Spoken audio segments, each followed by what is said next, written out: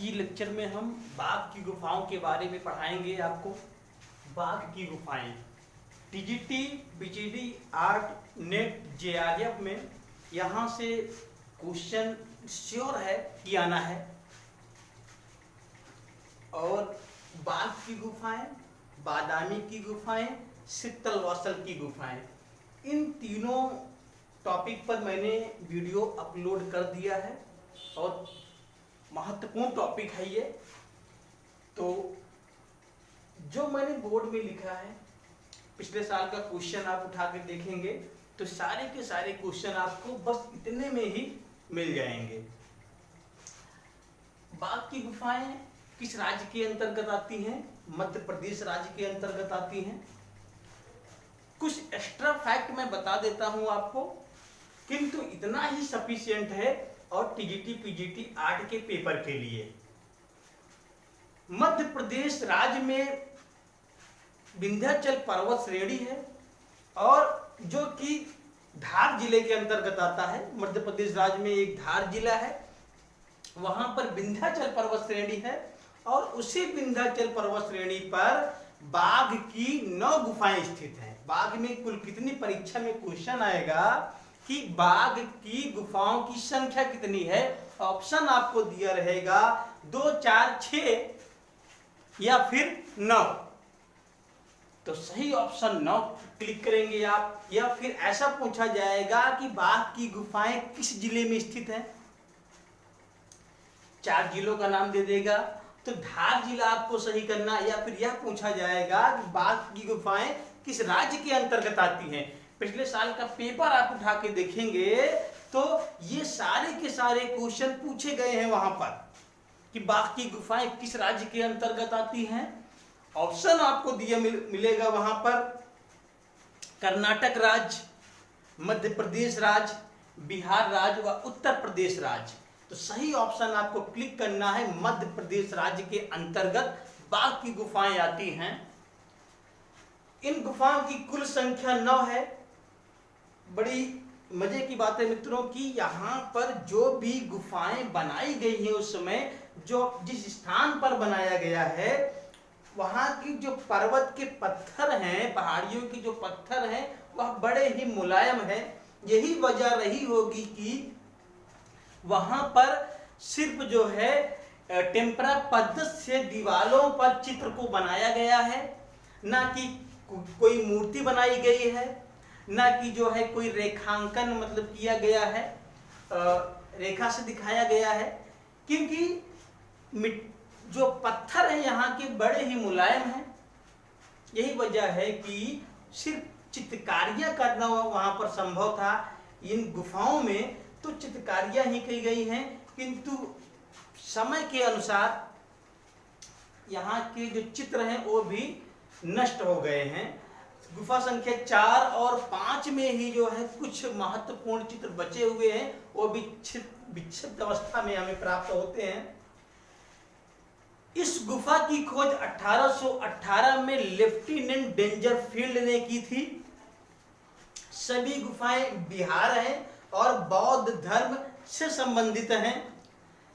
7 गुफाओं के चित्र पूर्णतः नष्ट हो गए हैं तथा कुछ गुफाएं जैसे गुफा संख्या 4 और 5 में ही चित्र शेष बचे हुए हैं और विक्षिप्त अवस्था में हैं।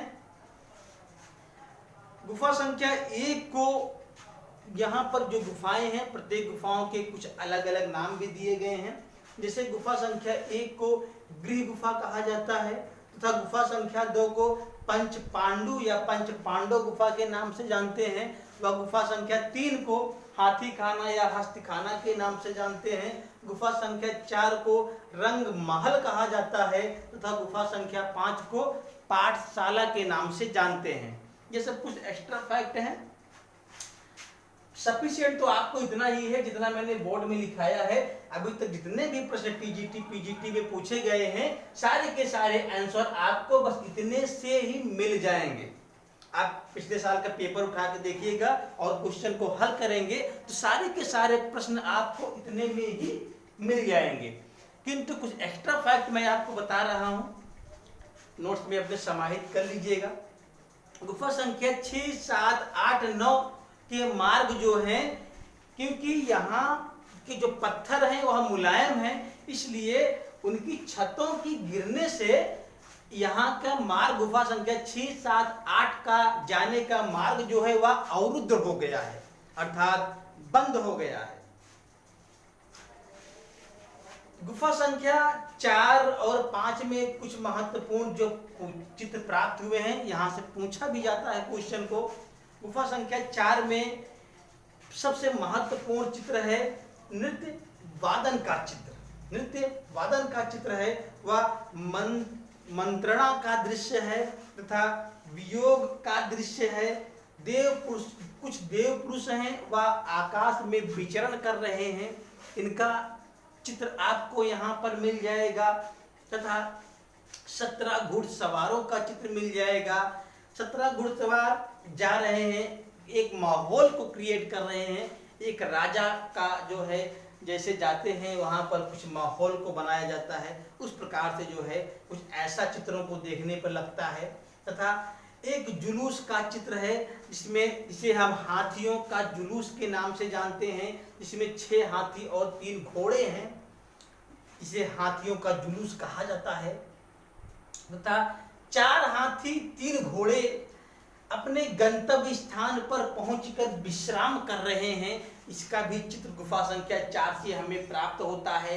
तथा 6 एक पुरुषाकृति आकृति है जिसके आसपास 6 स्त्रियां एक मंडलाकार रूप में एकत्रित हैं, इसका भी चित्र हमें गुफा संख्या 4 से प्राप्त होता है। वह गुफा संख्या 5 में एक चित्र महत्वपूर्ण है, बुद्ध का सुंदर चित्र बनाया गया है जिसका कि शेष भाग ही जो है बचा हुआ है। अब हम आपको बताते हैं कि बोर्ड में मैंने किन महत्वपूर्ण टॉपिक को समाहित किया है जहां से सीधे क्वेश्चन पूछे गए हैं परीक्षा में। बौद्ध की गुफाएं किस राज्य के अंतर्गत आती है? मध्य प्रदेश राज्य के अंतर्गत आती है। जिला कौन सा है? धार जिला है। खोजकर्ता 1818 ईस्वी में लेफ्टिनेंट डेंजरफील्ड ने इसकी खोज की थी। कुल गुफाएं 9 गुफाएं हैं। 7 गुफाओं के चित्र पूर्णतः नष्ट हो गए हैं। गुफाएं और उनके कुछ उपनाम हैं, अर्थात इन गुफाओं को हम इन उपनामों से जानते हैं। परीक्षा में क्वेश्चन आपसे पूछा जाएगा कि गुफा संख्या तीसरी को हम किस उपनाम से जानते हैं। ऑप्शन आपको मिलेगा पंच पांडु, गृह गुफा, रंग महल या हाथी खाना। तो आपको सही ऑप्शन बताना है। हाथी खाना के नाम से हम गुफा संख्या 3 को जानते हैं। पहली गुफा को गृह गुफा कहा जाता है, जिसकी लंबाई व चौड़ाई 23 गुणे 14 फीट है। दूसरी गुफा को पंच पांडु गुफा के नाम से जानते हैं। तीसरी गुफा को हाथी खाना कहा जाता है। चौथी गुफा को रंग महल कहा जाता है तथा 5वीं गुफा को पाठशाला के नाम से जानते हैं, जो कि 65 गुणे 44 फीट लंबाई और इसकी चौड़ाई है। यहाँ की जो गुफाएं अर्थात इन गुफाओं में जो चित्र बने हुए हैं उनकी तकनीक क्या है? टेम्परा तकनीक क्या है? टेम्परा का मतलब है कि यहाँ के पत्थरों के मुलायम होने की वजह से चूने का लेप एक लगाया गया है और उस लेप में जो मुलायम अवस्था में चित्रों को बनाया जाता है उसे टेम्परा कहते हैं। तो टेम्परा तकनीक से चित्रों को बनाया गया है, जिसे हम ब्लू रंग चित्रण तकनीक भी कहते हैं। ब्लू रंग चित्रण तकनीक भी परीक्षा में आपसे पूछ सकता है कि बाघ की गुफाएं किस तकनीक से बनी हैं, वास्तु तकनीक से बनी हैं या ब्लू रंग चित्रण तकनीक से बनी है। तो टेम्परा का दूसरा नाम ये ब्लू रंग चित्रण तकनीक से यहाँ की गुफाएं बनी हैं। शैली कौन सी है? तो जिस शैली पर अजंता की गुफाएं बनी हैं उसी शैली पर बाघ की भी गुफाएं बनी हुई हैं। तो शैली कौन सी है? अजंता शैली है। निर्माणकर्ता अर्थात इन गुफाओं का निर्माण किसने कराया था? गुप्त वंश, वाकाटक वंश या सातवाहन वंश। ऑप्शन आपको ऐसे ही दिया रहेगा। तो सातवाहन शासकों ने जो है निर्माण करवाया था इन गुफाओं का। प्रतिलिपियां तो सर्वप्रथम सर्वप्रथम इनकी जो प्रतिलिपियां या अनुकृतियां भी दे सकता है परीक्षा में, तो प्रतिलिपियां आशित कुमार हल्दर और नंदलाल बोस ने 1921 ईस्वी में सर्वप्रथम इनकी अनुकृतियां बनाए थे। गुफा और कुछ महत्वपूर्ण चित्र इनके ऐसे हैं। चौथी गुफा में नृत्यांगनाओं का चित्र अंकित है तथा 17 घुड़सवारों का दृश्य है, हाथियों के जुलूस का दृश्य है, देव पुरुषों का आकाश में विचरण का दृश्य हमें प्राप्त होता है। पांचवी गुफा में बुद्ध के सुंदर चित्र अर्थात बुद्ध का सुंदर चित्र हमें प्राप्त होता है गुफा संख्या 5 में, और जिसका कुछ भाग नष्ट भी हो गया है। तो इतना ही सफिशिएंट है आपकी टीजीटी पीजीटी आर्ट के परीक्षा के लिए। परीक्षा जो विभिन्न क्वेश्चन यहाँ से बाकी गुफाओं से पूछे गए हैं, क्वेश्चन पेपर को उठा के देखिएगा आप, सारे के सारे आंसर आपको यहाँ से मिल जाएंगे। इस लेक्चर में बस इतना ही। Thanks for watching. पढ़ेगा भारत तो बढ़ेगा।